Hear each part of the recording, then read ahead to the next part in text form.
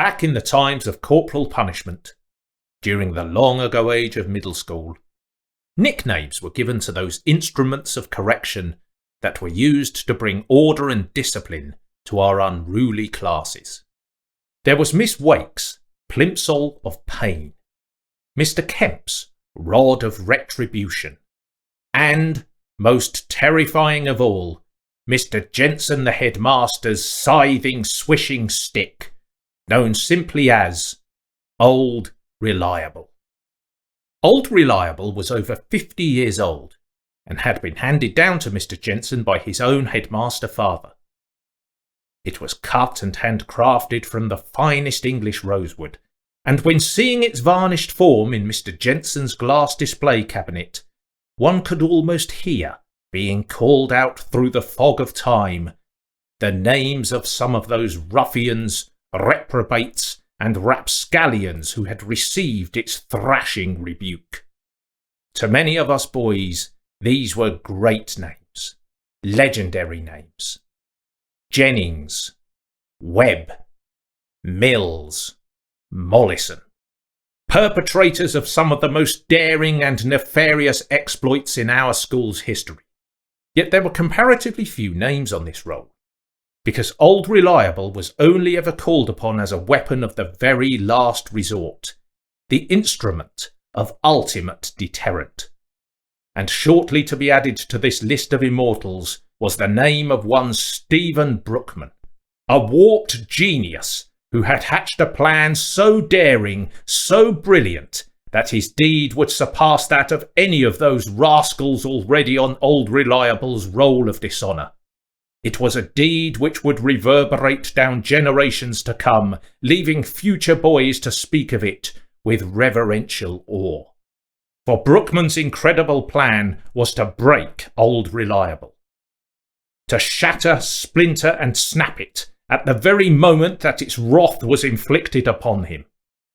This is his story, and we go back to a cold Thursday morning and to the special assembly to which we had all been summoned. Something abominable has happened to this school today. Something heinous, something monstrous. But rest assured we will stop at nothing to catch the despicable hooligan responsible. Mr. Jensen, executioner's eyes flaming within his billiard ball head, glowered across at the massed sea of sullen, silent faces that stared up at him.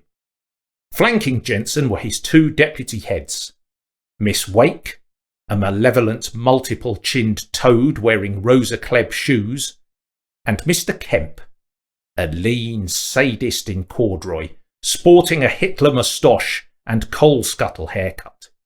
Jensen continued, "For those of you degenerates who may not yet have heard, this morning someone broke into Miss Wake's and Mr. Kemp's offices and wilfully vandalised and destroyed valuable school property. This appalling behaviour will not be tolerated, and you can be certain that once caught, the perpetrator will be feeling the ultimate punishment, inflicted by my own hand and the trusty strikes of Old Reliable." Jensen's grim face had by now gone through a sequence of colours to traffic light red, and as he strode off stage escorted by his Praetorian guard of senior teachers and prefects, no one dared to cough or whisper. Apart from Brookman, who, sitting between Stumpy Sanderson and me, nudged us both in the ribs and hissed, "We're on!" Stephen Brookman, with his Chairman Mao hair, round-rimmed Trotsky glasses and face speckled with freckles, who came top in every exam he sat, despite putting in only the absolute minimal effort, who was the undefeated school chess champion, even in matches against the teachers, and who, with his awesome intellect, should not really have been at our school at all, but whose father, as a lead journalist of the communist Morning Star, believed passionately in the virtues of the English comprehensive system.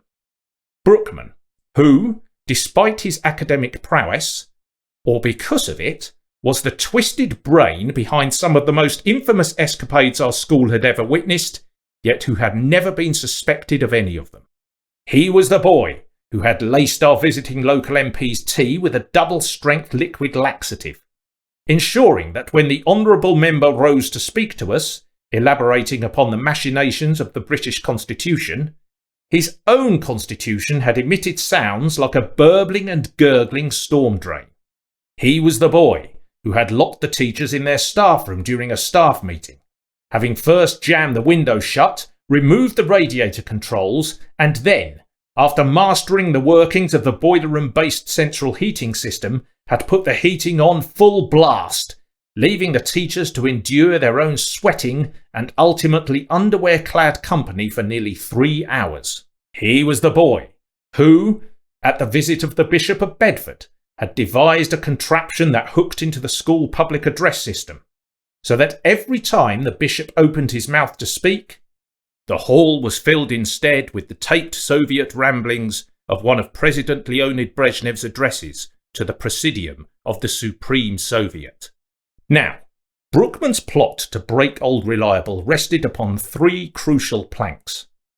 The first, carried out over many weeks of banging and tapping in metalwork, was the creation and production of a beautifully worked object, formed from a strange East German alloy of indeterminate strength, specially smelted to smash English rosewood, and shaped into the exact contours of Brookman's posterior. A piece of craftsmanship with measurements so precise that when Brookman strapped it in down the back of his trousers, you would not have even guessed that it was there, and which was covered in a subtle padding to prevent any suspicious clanging that might arise when it was eventually struck by Old Reliable. It was an object that simply became known as the Shield of Stephen. The second plank was the devising of a crime so foul as to fit the punishment. A method to lure Jensen into actually having to use that weapon of last resort, Old Reliable.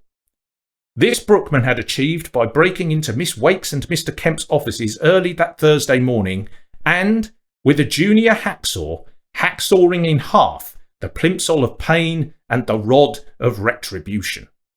The third plank was the handing over of a document to the head prefect a couple of hours after the special assembly.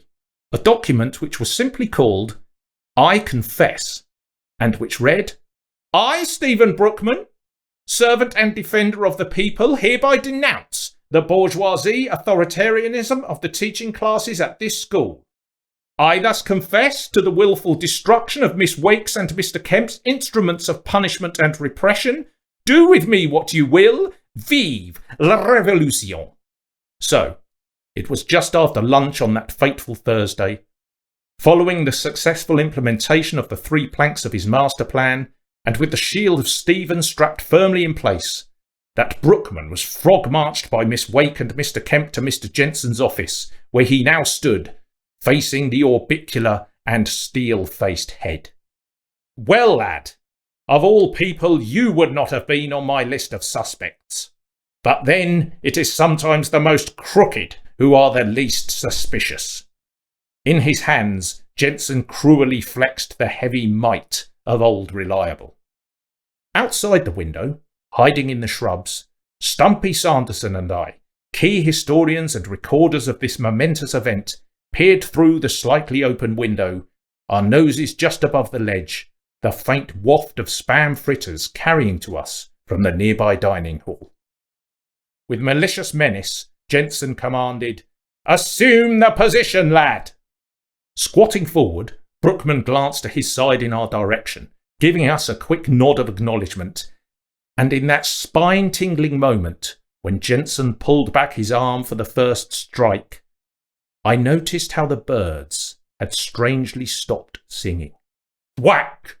The dead thud of Old Reliable shuddered up Jensen's arm, and he looked down at the stick, a slightly puzzled expression on his face. Wake and Kemp also sensed that something was perhaps not quite right. With a shrug, Jensen pulled his arm back again. Whack! The same dull sound and shuddering. Jensen looked slightly more baffled, as did Wake and Kemp, and this process continued for the next 3 strikes. Stumpy whispered, It can't take 6. Surely not all 6. Thwack! and this time a huge splintering crack, an ear-splitting snap, and Jensen found himself looking down horrified at the tattered and shattered stump in his hand, now the broken remnant of generations of order and discipline. Wake and Kemp stood aghast, reptilian lips apart. The next moments were astonishing to behold. Jensen grew increasingly florid, flustered, and flummoxed. He huffed and puffed. He coughed and spluttered, until Brookman, looking round and smirking, asked, "Anything wrong, sir?" And at this Jensen exploded, "Get out, lad! Out!" Brookman looked back at us and winked, and then turned and began his victory swagger towards the door. But just as he went to take the final steps, his left leg suddenly seemed to seize, forcing him to take a huge exaggerated limp. Then, after shuffling and dragging his right leg in a strange scuffing motion, the backside of his Delamere trousers began to sag in a horrible drooping fashion. Somehow the shield of Stephen had slipped from its position, dislodged by the force of old Reliable. Jensen, quick as Reynard, pounced. "Stop right there, lad!" He leapt across the room. "Aha! What have we here? Come on, lad! Reveal the mystery!" Fumblingly and graspingly, Brookman pulled from his trousers the shield. At the sight of it, Jensen shrieked with diabolical glee. He grabbed the shield, nodding and inspecting it manically. "Brilliant, Brookman! Brilliant! I applaud you unreservedly. Take a look, Miss Wake. Take a look, Mr. Kemp, and admire this boy's genius." And then, just as the hysteria and hubbub grew, Jensen suddenly signalled, "Order!" And a strange and eerie calm descended. Jensen now had the look on his face of someone who realises that the end game is approaching and that they are holding all the winning pieces. Slowly, he walked round to his desk, opened a drawer, and from it pulled out a velvet-lined case. Grinning at the sick-looking Brookman, whose colour had by now begun to drain from his face, he took from the case an evil-looking implement, 24 inches long and made of wicked-looking wicker. As he swished it through the air with a measured practice stroke, a hideous whistling sound filled the room. "Well, lad, you may well be the last on the roll of dishonour of old Reliable, but you will be the first on the roll of honour of its replacement. Meet Whistling Death. Assume the position, lad." Check, mate.